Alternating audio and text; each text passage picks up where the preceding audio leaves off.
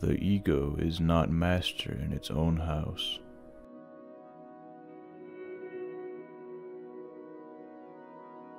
Everyone has wishes which he would not like to tell to others, which he does not want to admit even to himself.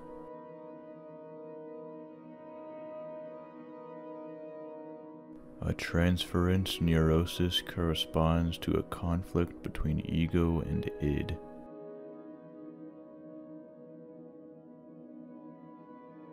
We are what we are because we have been what we have been.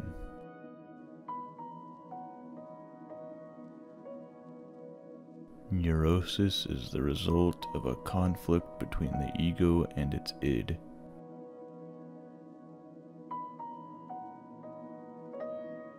At the height of being in love, the boundary between ego and object threatens to melt away.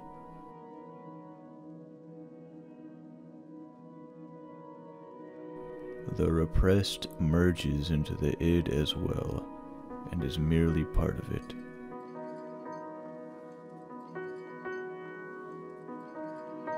The ego feeling we are aware of now is thus only a shrunken vestige of a far more extensive feeling.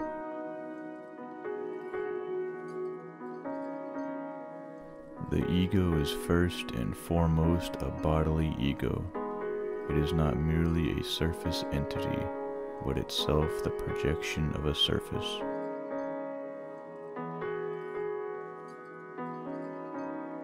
The ego represents what we all call reason and sanity, in contrast to the id, which contains the passions.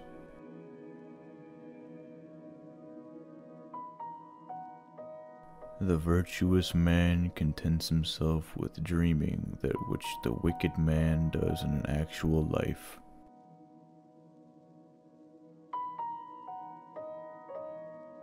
Dreams with a painful content are to be analyzed as the fulfillments of wishes.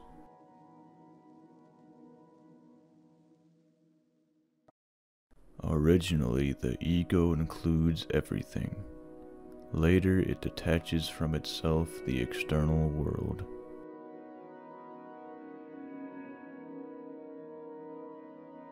The ideas so far produced are insufficient for the interpretation of the dream.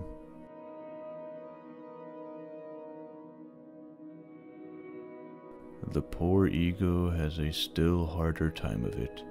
It has to serve 3 harsh masters, and it has to do its best to reconcile the claims and demands of all 3.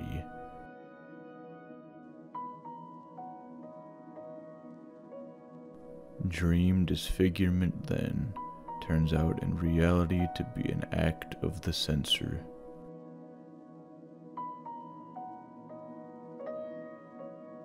Every normal person, in fact, is only normal on the average. His ego approximates to that of the psychotic in some part or other, and to a greater or lesser extent.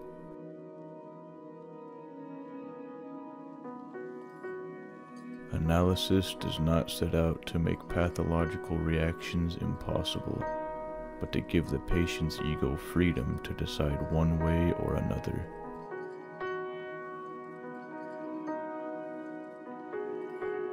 There is no doubt that the resistance of the conscious and unconscious ego operates under the sway of the pleasure principle.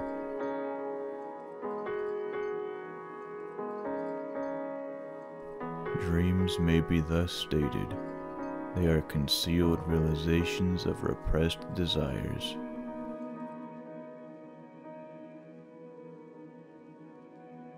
Towards the outside, at any rate, the ego seems to maintain clear and sharp lines of demarcation.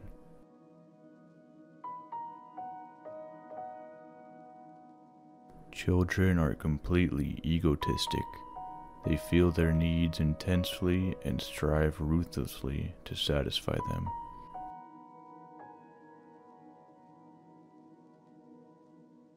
The functional importance of the ego is manifested in the fact that normally control over the approaches to motility devolves upon it.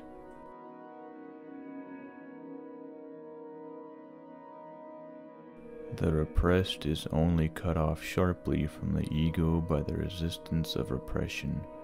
It can communicate with the ego through the id.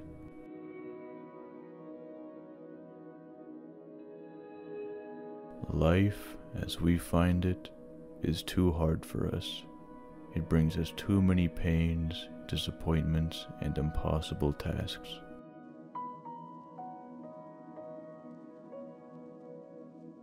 The ego refuses to be distressed by the provocations of reality, to let itself be compelled to suffer.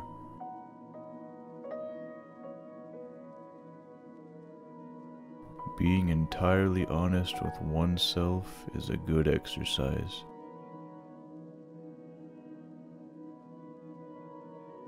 Where does a thought go when it's forgotten?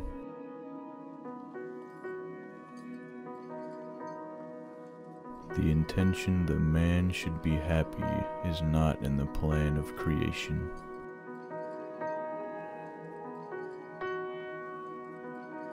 I cannot think of any need in childhood as strong as the need for a father's protection.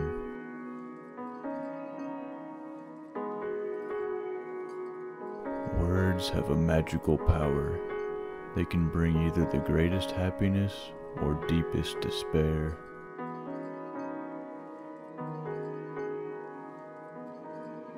Words are capable of arousing the strongest emotions and prompting all men's actions.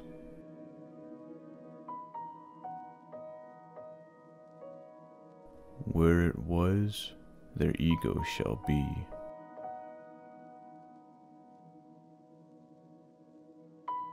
Experience teaches us that the world is not a nursery.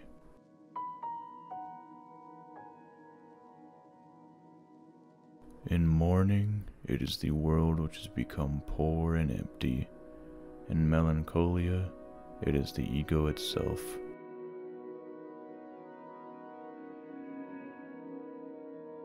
The great question that has never been answered, and I which have not yet been able to answer, despite my 30 years of research into the feminine soul, is what does a woman want?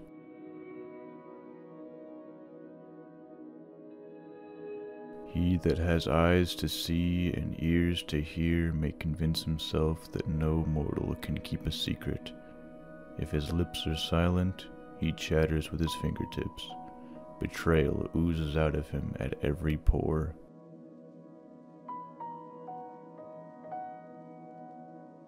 Future ages will produce further great advances in this realm of culture, probably inconceivable now, but will increase man's likeness to a god still more.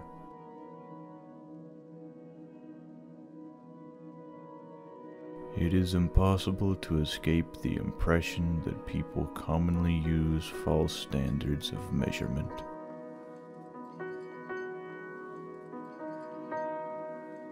A woman should soften, but not weaken a man.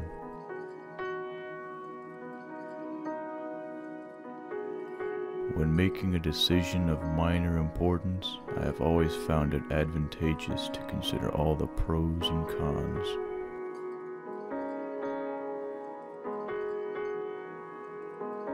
Everywhere I go, I find a poet has been there before me.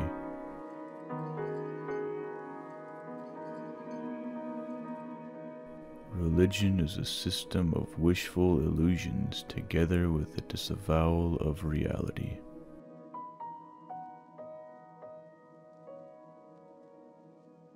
In the depths of my heart, I can't help being convinced that my dear fellow men, with a few exceptions, are worthless.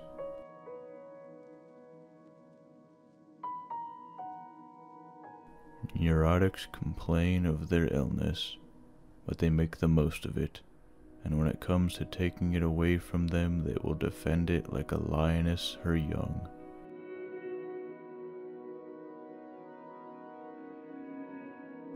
The voice of the intellect is a soft one, but does not rest until it has gained a hearing.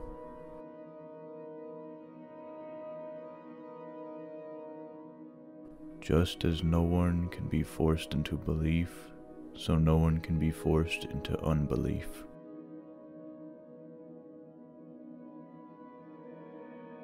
The pleasure of satisfying a savage instinct, undomesticated by the ego, is incomparably much more intense than the one of satisfying a tamed instinct.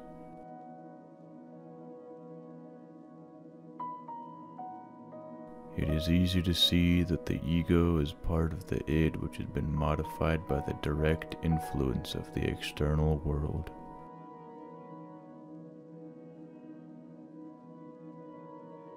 One day, in retrospect, the years of struggle will strike you as the most beautiful.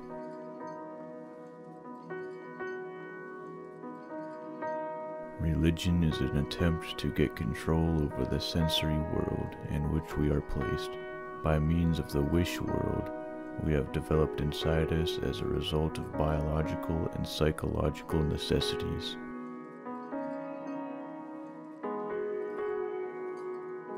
It is we are never so defenseless against suffering as when we love, never so helplessly unhappy as when we have lost our loved object or its love.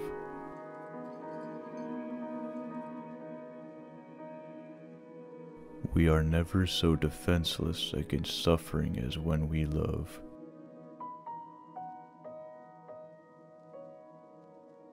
He does not believe that does not live according to his belief.